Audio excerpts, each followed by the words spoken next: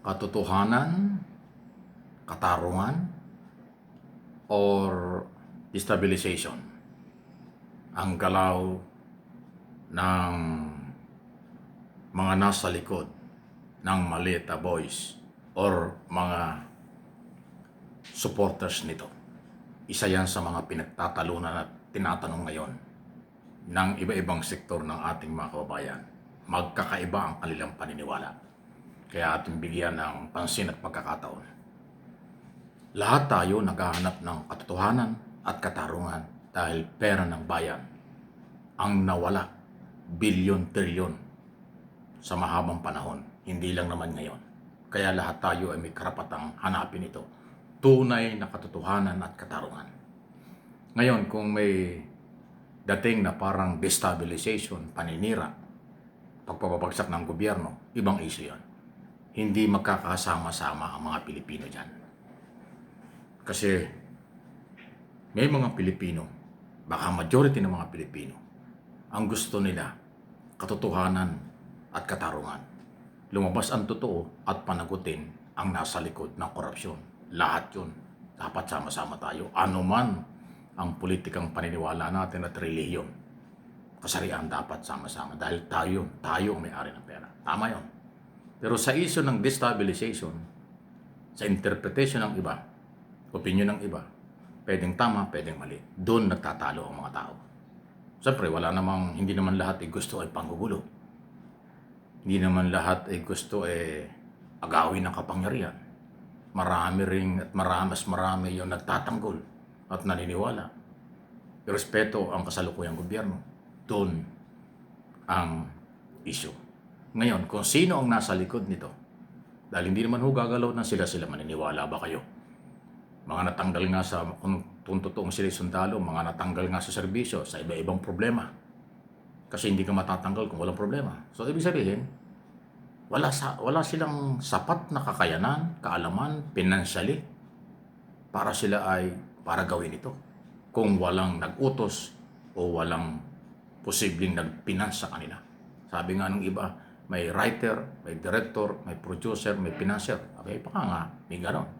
Kasi ulitin ko, pasintabi na doon sa mga dating sundalo, hindi naman nila kayang gawin niyang mag-isa. Dahil magastos yan. Kailangan dyan abogado, pamasahe, transportation, lahat-lahat araw-araw sa kanilang galaw. Yun po yun. Pero kung sa paghahanap ng katotohanan at katarungan, nagkakaisa. Kung yun ang tunay na layunin, samahan natin. Hinihikayat ko na kayo mga Pilipino. Samahan natin ang totoong naghahanap ng katotohanan at katarungan dahil tayo ang mga biktima niyan. Pero kung mahaluan ng ibang bagay, hindi natin pwedeng ipanawagan yun. Di ba? At inirerespeto natin yung ayaw sumama dyan at yung sumasama naman dyan sa kanilang paniniwala, bahala sila. Meron niyang pananagutan. Kasi ang destabilization, labag sa batas yun. Lalo na kung itataas ang antas ng kanilang galaw at panggugulo. Ibang issue yun. Labag sa batas yun. Pero yung paghahanap ng katotohanan at katarungan, legal na legal yun. Kasi talagang nawala ang pera ng mamamayang Pilipino. Tinagnakawan talaga tayo. Pasintabi na kung sino yon, hindi natin alam. Maraming inimbestigahan, maraming kinasuhan, maraming pang kakasuhan. Balita ko truck na ebidensya na naman ang dumating ng mga dokumento galing sa Independent Commission for Investigation, yung ICI, Independent Commission for Infrastructure Investigation yan, na dinala sa Office of the Ombudsman. Tingnan natin kung ano mangyayari. Any comment? Malaya po kayo. Okay. Wow. Anong nangyari? Magkakaiba yung sagot at paliwanag ng mga kinaukulan doon sa NBI. Iba ang sinasabi ni Director Matibag, bagong director ng NBI. Iba ang sinasabi ng mga abogado. Iba rin ang sinasabi ni dating Congressman, dating Secretary Mike Defensor. Ang hindi ko rin maintindihan, ewan ko, diskarte yata nila yan. Nagpunta si Mike Defensor at kasama yung asawa sa NBI para sila tanungin, pero inimbok nila yung kanilang karapatang hindi magsalita. So wala nakuha impormasyon. Invoke to right, na sila ho ay maging manahimik sa isyo. Investigasyon niya, pag hindi ka nagsalita, paano yun? Diskarte, hindi natin alam kung bakit. Pero sabi ng NBI, si Mike Defensor ang nawala ng pagkakataon kasi tinatanong siya, hindi siya magsalita. Inimbok nila yung kanyang karapatang manahimik. O, di walang nakuha ang impormasyon. Kung paano pag minakuhang ebidensya, na-discover yung ebidensya ng NBI laban sa kanya, ay hindi na niya na ipagtanggol yung kanyang sarili dahil hindi siya magsalita, paano ngayon? Well, ganun po ang epekto nun eh. Kahit naman anong investigasyon, pag tinatanong ka at hindi ka magsalita, karapatan mo yon. Pero hindi yun magiging dahilan para hindi magtuloy ang investigasyon at hindi magrekomenda kung anong resulta ng kailang investigasyon. Ganun po yun. Karapatan mo hindi magsalita, sige. Pero karapatan din ng mga investigador, ituloy ang investigasyon at pag minakitang basihan, tuloy-tuloy. Ayun. So, pride ang nangyayari dito. Kaya ko sinabing magkaiba. Kasi ang sinabi ho ni Director Matibag, tinanong lang yung mga dating sundalo kung ano ang kailang tunay na mapapagkinanlan at kung ano talaga ang kailang grupo, saan ka nanggaling, saan nakatira.